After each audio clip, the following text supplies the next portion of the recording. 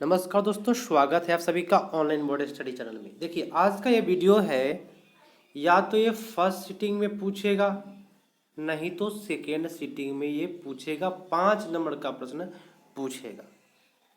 क्या पूछा जाता है? ओम के नियम को लिखिए और इसे सत्यापित कीजिए। तो मैं खुद अपने शब्दों में, किताबी भाषा नहीं, अपने शब्दों में काफ़ी अच्छा तरीका से मैं आपको समझाऊंगा। अगर आप समझ जाते हैं इस वीडियो को तो आपको हमेशा के लिए यह याद हो जाएगा। समझने वाला होता है ओम का नियम। तो देखिए, आपको हमेशा के लिए याद करना है तो अच्छे से समझिएगा। देखिए, सबसे पहले तो आप ओम के नियम लिख करके और अंडरलाइन करके तब इसको डील करेंगे। आपको 5 में 5 नंबर मिलेगा। लिखिएगा क्या कि नियत ताप पर किसी चालक तार के प्रतिरोध के सिरों के बीच उत्पन्न विभवांतर उससे प्रवाहित धारा के समानुपाती होता है। मतलब V समानुपाती I। ठीक है, तो V बराबर क्या हो जाता है? I R हो जाता है, समानुपाती नियतांक के अनुसार। ठीक है, चलिए अब क्या करना है? सत्यापित करना है। तो आप इस प्रकार से लिखिएगा, ओम के नियम का सत्यापन। मैं आपको स्क्रीनशॉट जब बोलूँगा लेने के लिए तभी आप स्क्रीनशॉट लीजिएगा और उसको तैयारी कर लीजिएगा अच्छे से। चलिए, ओम के नियम का सत्यापन के लिए क्या करना है? मान लीजिए मैं एक फिगर बनाया, इसी फिगर का इसमें चर्चा किया जाता है। ओम के नियम में इसी फिगर का चर्चा किया जाता है। फिगर सबसे पहले बात समझे। मान लीजिए कि ए बी कोई एक तार है, ए और बी क्या है? कोई तार है। समझ में आ रहा है ना? इसमें एम्पियर जो है एम मीटर जुड़ा हुआ है श्रेणी क्रम में, जिससे आई धारा प्रवाहित हो रही है। आपको दिखाई दे रहा है आई धारा प्रवाहित हो रही है। इसमें रियोस्टेट लगा हुआ है प्रतिरोध के मान को अधिक और कम करने के लिए। समझिएगा अच्छे से। पहले यहाँ पे बैटरी लगा हुआ है।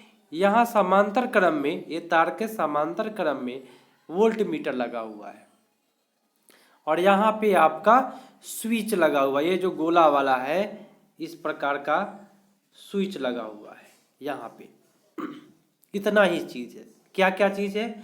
माना कि ये भी एक तार है जिसमें एम मीटर श्रेणी क्रम में जुड़ा हुआ है, आई धारा प्रवाहित हो रही है, रियोस्टेट लगा हुआ है, बैटरी लगा हुआ है, वोल्ट मीटर लगा हुआ है और स्विच है। अब इसी के बारे में लिखना है। तो सबसे पहले बात को देखिए किस प्रकार से लिखा जाता है, हम छोटा करके समझाएंगे ताकि आपको फिगर भी समझ में आएगा। चलिए अब देखिएगा, यहाँ पे क्या कहा जा रहा है कि माना कि ए बी कोई तार है। यहाँ पे देख लीजिए ए बी कोई तार है ना? चलिए, ए बी कोई तार है जिससे आई धारा प्रवाहित हो रही है। यहाँ पे आई दिखाई दे रहा है आपको, आई धारा प्रवाहित हो रही है, जो है वही लिखना है। ध्यान से समझ लीजिएगा, याद हो जाएगा। आई धारा प्रवाहित हो रही है इस तार से एम मीटर, यहाँ पे है एम मीटर।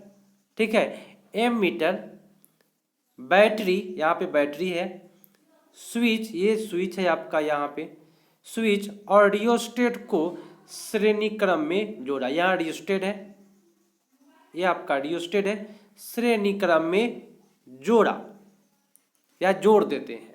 ठीक है, जो है वही लिखा जाता है। तथा वोल्ट मीटर को, ये जो वोल्ट मीटर है को समांतर क्रम में जोड़ देते हैं। समांतर क्रम है एक दूसरे के, है ना? समांतर क्रम में जोड़ देते हैं। हो गया, ये फिगर का यहां तक ले चर्चा हो गया। अब क्या करना है? इसी फिगर में स्विच लुक रहा है, आपको दिखाई दे रहा है स्विच। सबसे पहले आप स्विच को ऑन कीजिए, वही लिखना है। यहाँ पे लिखा जा रहा है कि सबसे पहले स्विच को ऑन करते हैं। ऑन करने के बाद क्या है? जैसे ही ये स्विच ऑन करेंगे तो ये रियोस्टेट है, इससे प्रतिरोध को अधिक और कम करेंगे। चलिए, यहाँ पे स्विच को ऑन करते हैं और रियोस्टेट से प्रतिरोध के मान बदलकर धारा के मान को परिवर्तित करते हैं। ये जो रियोस्टेट लगा हुआ है इससे क्या करते हैं? प्रतिरोध के मान को बदलते हैं और बदलकर धारा के मान को परिवर्तित करते हैं। ठीक है, परिवर्तित करते हैं। उसके बाद परिवर्तित करने के बाद क्या होता है, देखिए जैसे ही आप परिवर्तित धारा के मान को परिवर्तित कीजिएगा मतलब बदलिएगा, तो क्या है, धारा के विभिन्न मानों के लिए धारा के अलग अलग मान प्राप्त होंगे। बदलिएगा तो अलग अलग मान प्राप्त होंगे। तब लिखेंगे क्या, धारा के विभिन्न मानों के लिए विभवांतर जो होता है उसको वोल्ट मीटर से ज्ञात कर लेते हैं। धारा के अलग अलग मान लीजिए I धारा है तो उसका विभवांतर V1 ज्ञात कर लिए, I2 धारा है तो उसका विभवांतर ज्ञात किए तो V2 हो गया। तो विभवांतर ज्ञात कर लेते हैं। अब क्या करते हैं, विभवांतर ज्ञात करने के बाद कि अब धारा और विभवांतर को, जो I1 I2 आया, V1 V2 आया, अब क्या करना है, धारा और विभवांतर को क्या करिएगा, तो x और y अक्ष पर रखेंगे। जो I1 I2 V1 V2 जो आया उसको क्या रखना है, x और y अक्ष पर रख करके जब ग्राफ खींचते हैं तो हमें मूल बिंदु से सरल रेखा प्राप्त होता है। चलिए देख लीजिए सरल रेखा कैसे प्राप्त होगा। तो ये मान लीजिए x है और ये सॉरी ये आपका y है और ये आपका x है।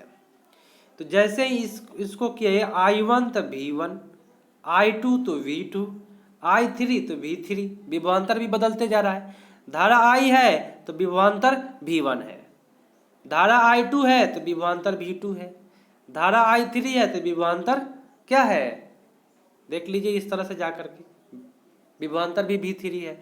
इससे क्या हुआ, सरल रेखा प्राप्त हुआ। और जैसे ही सरल रेखा प्राप्त हो जाएगा इस प्रकार ओम के नियम का सत्यापन हो जाता है। अब आपको स्क्रीनशॉट लेना है, जो मैं समझाया हूँ इस वीडियो को 2 बार देख लेते हैं तो आपको समझ में अच्छा से आ जाएगा। अब आप इसका स्क्रीनशॉट ले लीजिए और स्क्रीनशॉट लंबा कर लीजिए सबसे पहले वीडियो को, और अब स्क्रीनशॉट ले लीजिए। स्क्रीनशॉट ले करके क्या करना है आप सभी को कि इसको 4 बार लिख लेना है। 4 बार आप लिखिएगा, समझ समझ के आपको याद हो जाएगा हमेशा के लिए। और ये प्रश्न आपको 4 नंबर का 5 नंबर का पूछा जाता है। आप स्क्रीनशॉट 5 नंबर का पूछा जाता है। और इसको कितना बार लिखना है आपको, 4 बार। जूम करके आप इसका नोट तैयार कर ले, या टेलीग्राम पर मैं आपको इसका नोट दे दूंगा। यहाँ देख लीजिए आप, इसका भी आप स्क्रीनशॉट ले लीजिए, थोड़ा बड़ा हो जाएगा। ठीक है, तो इसमें बड़ा करना नहीं पड़ेगा ज़्यादा। स्क्रीनशॉट ले लीजिए वीडियो को रोका करके, और इस वीडियो को अपने दोस्त के पास शेयर कीजिए। और आप जहाँ भी पढ़े हैं उसको भी आप मिलाएं और इसको भी मिलाएं, आपको अच्छे तरीक़ा से समझ में आएगा। तो मिलते हैं अगले पार्ट में, छोटे छोटे टॉपिक लेकर के आऊँगा जो आपको अच्छे तरीक़ा से समझाऊँगा, हमेशा के लिए याद होगा आपको। तो मिलते हैं, लाइक करके जाइएगा, सब्सक्राइब नहीं किए कर लीजिएगा, शेयर अपने दोस्तों के पास ज़रूर कीजिएगा। मिलते हैं अगले पार्ट में, तब तक के लिए धन्यवाद, जय हिंद।